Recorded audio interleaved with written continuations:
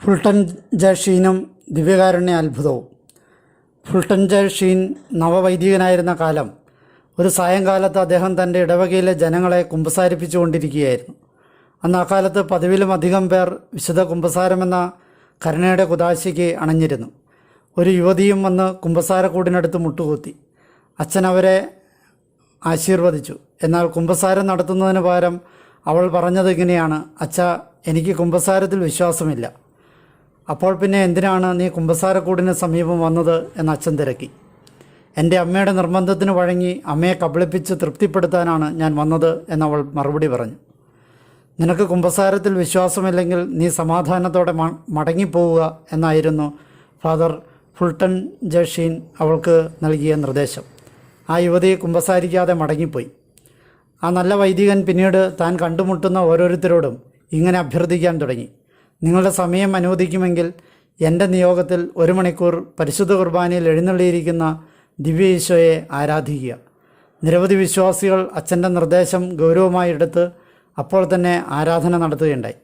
കുമ്പസാരമെല്ലാം കഴിഞ്ഞ് അച്ഛനും മുട്ടിന്മേൽ നിന്ന് ദിവ്യകാരുണ്യ ഈശോയെ ആരാധിക്കാൻ തുടങ്ങി. കുമ്പസാരത്തിൽ വിശ്വാസമില്ലെന്ന് പറഞ്ഞു പോയ പെൺകുട്ടിയുടെ മാനസാന്തരമായിരുന്നു ആ അച്ഛൻ്റെ നിയോഗം. പല ദിവസങ്ങളിലും പാതിരാത്രി വരെ അദ്ദേഹം ദേവാലയത്തിൽ ആരാധനയിൽ മുഴുകിയിരുന്നു.